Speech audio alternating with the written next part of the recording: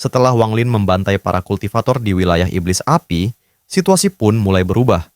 Dari Menara Hitam, seorang pria berbaju perak mengambil tindakan. Ia memerintahkan seseorang bernama Ming Yuan untuk membunuh Wang Lin. Setelah melewati Gunung 10.000 Iblis, Wang Lin semakin jelas mengetahui lokasi sumber dengusan dingin itu. Setelah beberapa hari, hamparan gurun tak berujung muncul di hadapannya. Puing-puing yang tak terhitung jumlahnya menutupi tanah kosong itu. Tanahnya retak-retak dan tercium bau tak sedap yang terbawa angin. Mata Wang Lin memerah. Buah kenaikan surgawi telah merasuki seluruh pikirannya setelah berhari-hari berada di bawah pengaruhnya.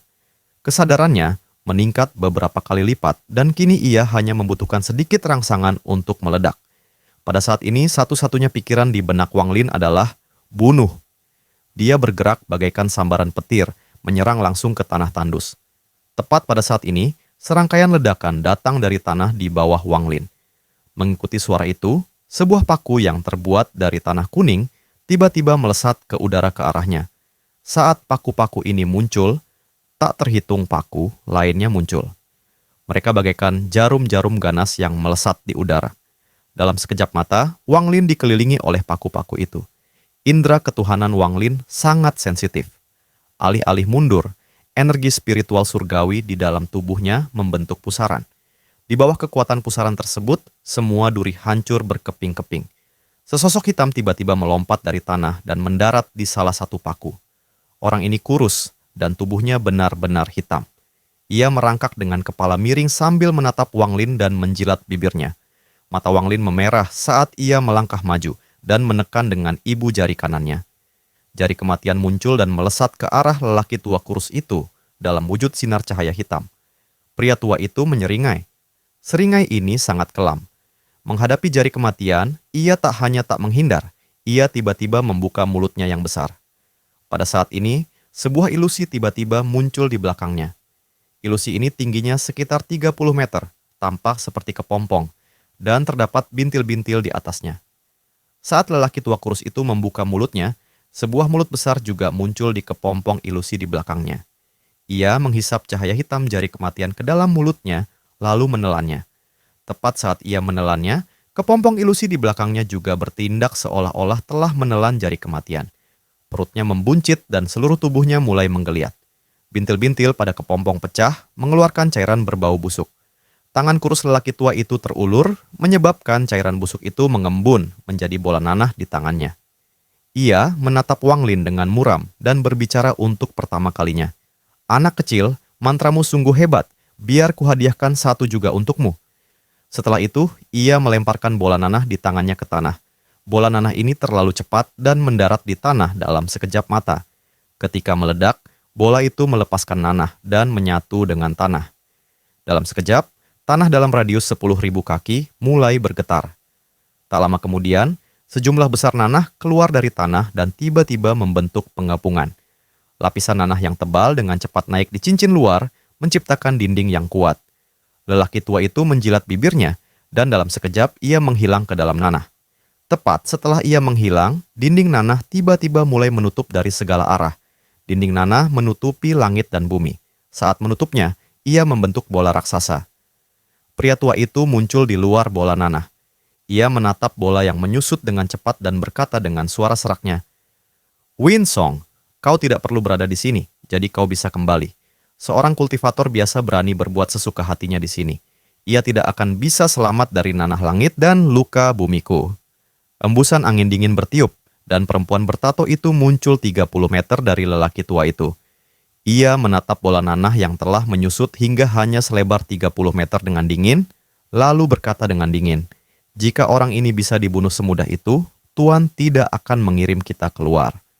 "Oh, kalau begitu aku ingin melihat bagaimana kultivator kecil ini bisa lolos dari nanah langit dan luka bumiku." Pria tua kurus itu tersenyum, tetapi tak lama kemudian senyumnya membeku.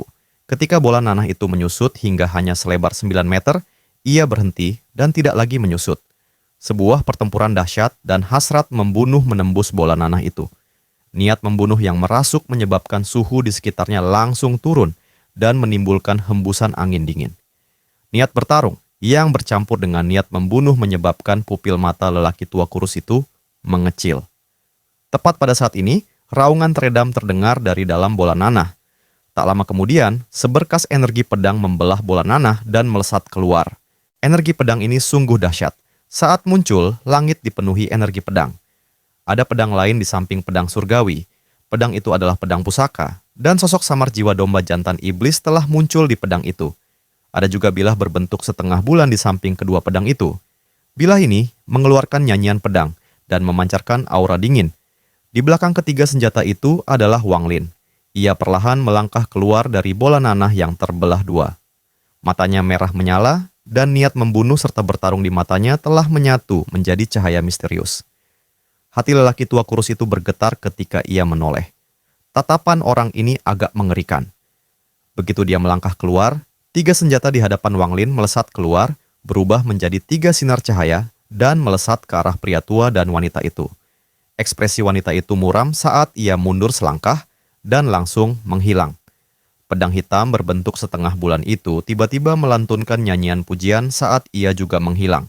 Serangkaian erangan dan suara logam berbenturan dengan cepat bergema di seluruh area sekitarnya. Tatapan lelaki tua itu menjadi dingin.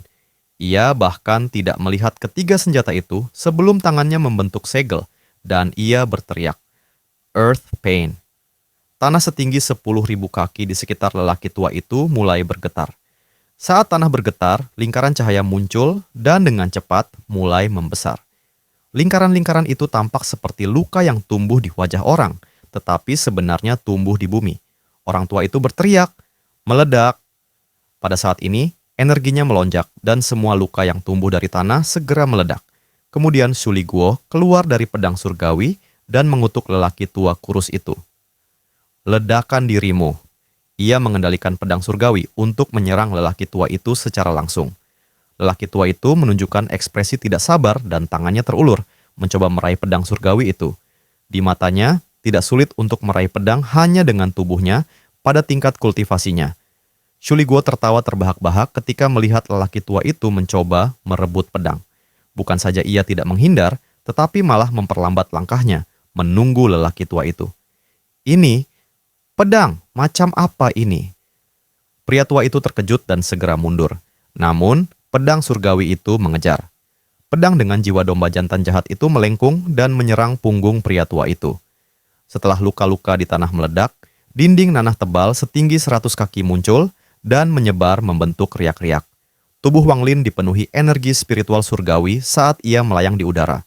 Ia melangkah ke arah lelaki tua itu yang terjerat dua pedang. Lelaki tua itu meraung marah sambil memanggil kepompong ilusi itu lagi untuk melancarkan mantranya. Dengan satu langkah, Wang Lin menembus ruang dan tiba di atas lelaki tua itu. Mata merah darahnya menatap kepompong ilusi itu dan tangan kanannya terulur. Untaian energi pembantaian melesat keluar dan menembus ilusi itu. Kemudian, ia menutup tangan kanannya dan menariknya kembali. Terdengar suara robekan saat ia merobek kepompong ilusi dari belakang lelaki tua itu. Mata Wang Lin berbinar saat ia melemparkan kepompong itu ke belakangnya. Lalu tangan kanannya terulur dengan ganas. Kepompong itu meledak saat melayang di udara. Nanah yang banyak menyembur keluar dan terdengar erangan teredam dari kehampaan. Tubuh Winsong muncul di tempat kepompong itu meledak. Wajahnya pucat, tetapi matanya bahkan lebih muram. Pedang bulan sabit itu mengikutinya dari dekat dan menusuk ke arahnya. Winsong melambaikan tangannya. Kini ada belati perak di tangannya. Suara logam yang berbenturan terdengar saat pedang bulan sabit itu didorong mundur, tetapi Winsong juga terdorong mundur beberapa langkah.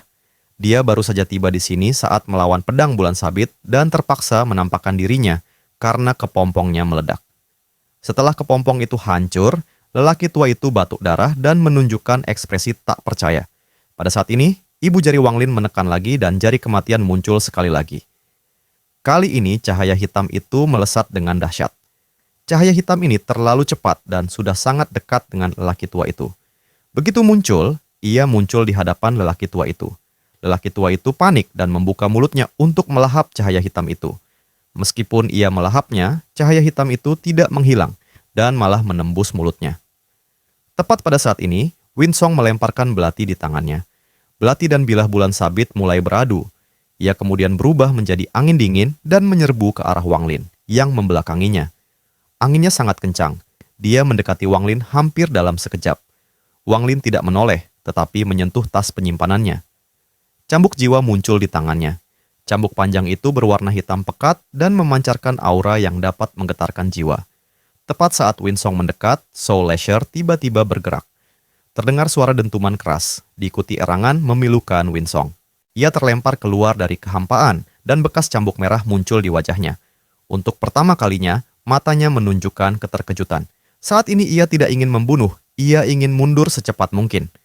Pikiran Wang Lin telah lama kehilangan kesadarannya karena stimulasi buah kenaikan surgawi, jadi semua yang ia lakukan didasarkan pada naluri. Winsong segera mundur. Kecepatannya tentu saja sangat cepat untuk bisa melawan pedang bulan sabit. Dia cepat-cepat mundur tanpa meninggalkan bayangan sedikit pun. Tanpa berpikir panjang, telapak tangan Wang Lin menekan ke bawah, dan sebuah cetakan telapak tangan raksasa tiba-tiba muncul di hadapannya. Cetakan telapak tangan tanpa nama, yang bahkan berhasil menakuti Mo Lihai pun muncul. Energi pembantaian Wang Lin bergerak dalam jejak telapak tangan. Menciptakan hembusan angin di jalurnya, jejak telapak tangan itu bergerak dengan kecepatan tak terbayangkan, mengejar Winsong. Jejak telapak tangan itu menembus Winsong saat ia mundur. Energi pembantaian di dalam telapak tangan itu memasuki tubuhnya, menyebabkannya meledak. Angin sepoi-sepoi bertiup, membuat rambut Wang Lin berkibar. Ia terus melangkah ke kejauhan dan di depannya, 3 senjata itu berada. Di tanah ada tumpukan daging dan mumi yang memancarkan aura kematian yang tak berujung. Di dalam menara hitam, cahaya redup berkelap-kelip seperti yang belum pernah terjadi sebelumnya. Bahkan ada sedikit rasa takut di dalamnya. Hal semacam ini hampir tidak pernah terjadi selama bertahun-tahun yang tak terhitung jumlahnya ini. Jejak telapak tangan itu dia. Mungkinkah orang ini ada hubungannya dengan dia? Mungkinkah dia juga ada di sini? Ada sedikit kepanikan dalam indera ilahi. Biasanya, dengan kekuatan mentalnya, kepanikan seperti ini tidak akan pernah muncul. Namun, orang itu terlalu menakutkan. Begitu mengerikannya sehingga bahkan dengan kultivasinya, hatinya akan bergetar ketika memikirkannya. Meskipun jejak telapak tangan orang ini memiliki banyak perbedaan, sekitar 70%, di antaranya sama dengan mantranya. Ini, apakah ini kebetulan atau Wang Lin? Sebuah teriakan keras terdengar dari langit bagaikan gemuruh guntur. Meskipun teriakan ini berasal dari seseorang, rasanya seperti berasal dari 100 juta jiwa. Suara itu datang bagai serangkaian ledakan. Langit berubah warna, seolah hanya suara itu yang tersisa. Jiwa asal Wang Lin yang terstimulasi menunjukkan tanda-tanda mulai sadar ketika mendengar suara ini. Meskipun matanya masih merah darah, saat ini matanya menunjukkan secercah kejernihan yang langka. Ia berbalik dan melihat awan gelap berhamburan dari cakrawala. Awan hitam ini terbuat dari pecahan-pecahan jiwa yang tak terhitung jumlahnya. Pecahan-pecahan jiwa ini penuh energi dan menimbulkan riak-riak mengerikan saat menerjang. Seorang pemuda berjubah hitam berjalan menuju Wang Lin, selangkah demi selangkah di bawah awan hitam. Pria ini tampak biasa saja, tetapi ada kebencian yang mendalam di matanya. Ia menatap Wang Lin dan berteriak sambil menggertakkan giginya. "Wang Lin, kau mengenaliku." Mata Wang Lin memancarkan kejernihan. Ia menatap orang ini dan berkata dengan nada rendah, "Hu Pao, kau masih ingat aku?"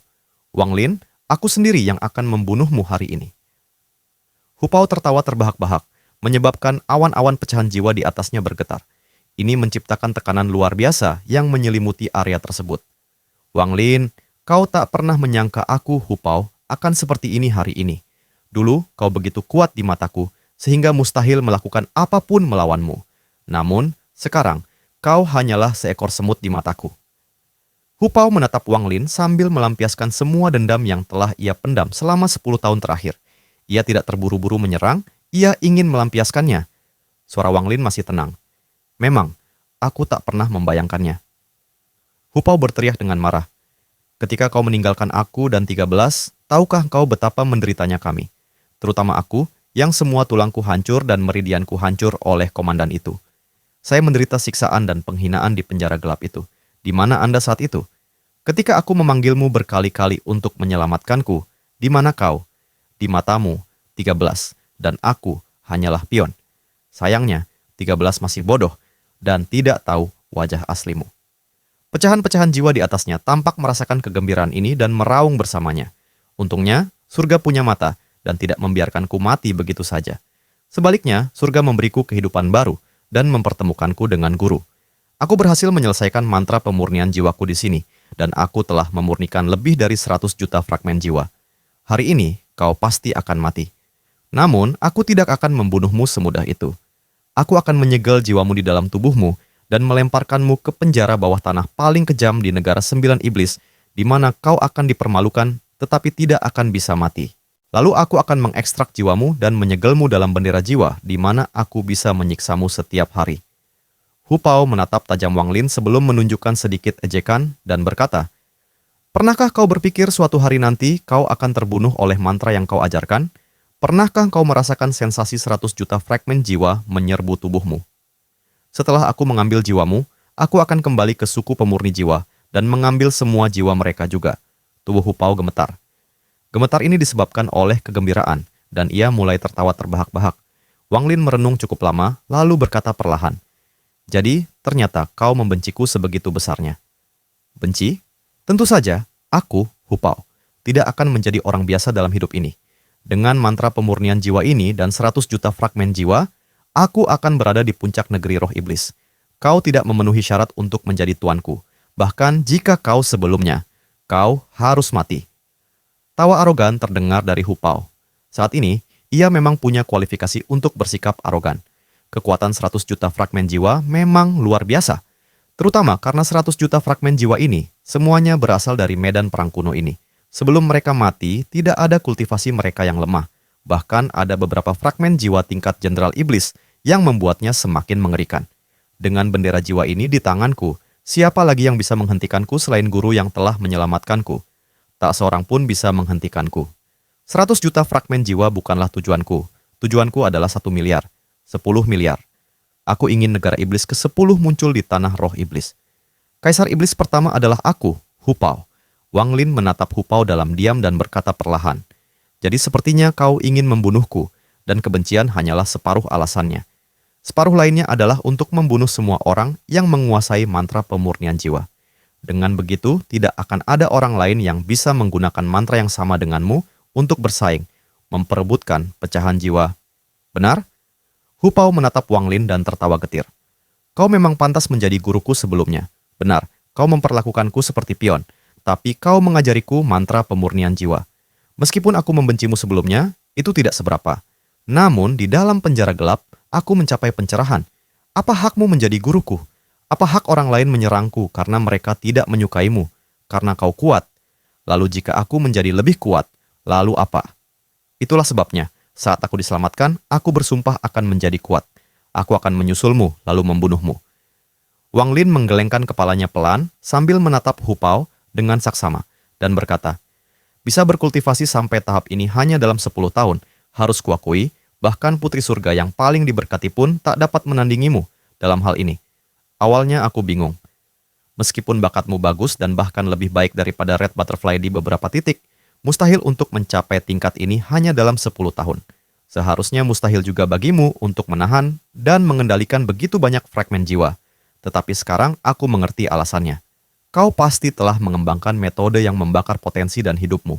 Kau akan segera mencapai puncakmu dalam waktu yang sangat singkat. Puncak ini akan sangat singkat, dan aku khawatir itu tidak akan berlangsung lebih dari sehari." "Diam!" Ekspresi Hu Pao galak saat ia menunjuk ke langit. Sebagian awan hitam tiba-tiba terbelah, berubah menjadi jutaan jiwa. Hu Pao menunjuk Wang Lin, dan pecahan-pecahan jiwa itu melesat ke arahnya. Hu Pao tertawa terbahak-bahak. "Akan kutunjukkan seperti apa pecahan sejuta jiwa itu. Kau mungkin belum pernah melihat sejuta jiwa sebelumnya." Chuli Guo jelas mendengar percakapan mereka berdua. Ia menatap Hu Pao dan berpikir, anak ini tidak tahu betapa tingginya langit. Kakek Mushu telah mencoba memberontak berkali-kali dan setiap kali aku gagal. Jika kau benar-benar berhasil, aku akan mengganti nama keluargaku menjadi Hu dan dipanggil Hu Li Guo. Memberontak itu hal yang sangat sulit dan butuh banyak perencanaan, apalagi kalau melawan iblis ini. Kok bisa semudah ini? Wang Lin mengangkat kepalanya dan menatap langit dengan tenang. Sejuta pecahan jiwa menyerbu ke arahnya. Ini adalah sesuatu yang sudah lama tidak ia lihat. Gumpalan hitam pecahan jiwa ini, dengan ekspresi ganas, takkan mundur sampai mereka melahapnya habis-habisan. Wang Lin mendesah pelan sambil mengangkat tangan kanannya dan menekannya ke langit. Lalu sebuah simbol muncul di telapak tangannya. 1 juta pecahan jiwa tiba-tiba berhenti dan tak bergerak setelah melihat simbol itu. Pemandangan ini sungguh aneh. bahkan Hu Pao pun terkejut. Mantra pemurnian jiwa tidak digunakan seperti ini. Suara Wang Lin lembut saat ia melambaikan tangan kanannya. Tatapan hormat muncul di mata sejuta pecahan jiwa. Pecahan jiwa itu mengenali Hu Pao sebagai guru mereka, tetapi ketika mereka melihat simbol itu, mereka segera mengerti bahwa orang di hadapan mereka adalah guru sebenarnya. Ini tidak mungkin. Tidak mungkin. Hu Pao tiba-tiba kehilangan koneksi dengan sejuta jiwa di benaknya. Ia terkejut dan menampakkan ekspresi ganas saat berteriak, 100 juta jiwa lahap. Setelah dia mengatakan itu, awan hitam di langit tiba-tiba turun, menciptakan tekanan yang luar biasa, dan 100 juta jiwa berhamburan keluar. Saat itu, seolah-olah satu-satunya yang ada di dunia ini saat ini hanyalah pecahan-pecahan jiwa. Hu Pao menunjukkan ekspresi ganas, seolah-olah dia bisa melihat Wang Lin akan dilahap. Saat 100 juta pecahan jiwa menyerbu, jiwa asal Wang Lin meninggalkan tubuhnya dan menyapu area tersebut. Titik lemah yang ditinggalkan Wang Lin dalam mantra pemurnian jiwa yang diajarkannya digunakan saat ini. Wang Lin memiliki kendali penuh atas semua jiwa yang dimurnikan oleh orang-orang yang mempelajari mantra pemurnian jiwa darinya. 100 juta pecahan jiwa itu terkejut dan mereka langsung menunjukkan rasa hormat di mata mereka dan mengelilingi Wang Lin. Mereka kembali membentuk awan hitam dan menatap Hu Pao. Pada saat ini, Hu Pao benar-benar tercengang. Tidak ada lagi satu pun pecahan jiwa di dekatnya. Perubahan besar ini, pemandangan aneh ini, menyebabkan pikiran Hu Pao menjadi kosong. Mantra pemurnian jiwamu dimanipulasi oleh seseorang agar lebih mudah dikendalikan. Namun, bagaimana mungkin akar mantra pemurnian jiwa bisa diubah begitu mudah tanpa warisan sejati dan pengorbanan puluhan ribu tahun? Wang Lin adalah pewaris mantra pemurnian jiwa, dan mantra pemurnian jiwa adalah inti dari sekte pemurnian jiwa. Meskipun mantra pemurnian jiwa bukanlah mantra yang mengguncang dunia, mantra itu telah disempurnakan oleh generasi demi generasi murid sekte pemurnian jiwa. Para anggota sekte pemurnian jiwa menghabiskan puluhan ribu tahun dengan tekun mempelajari cara menyempurnakan mantra tersebut. Bagaimana mungkin seseorang dapat merombak mantra tersebut hanya dalam 10 tahun tanpa warisan yang sebenarnya?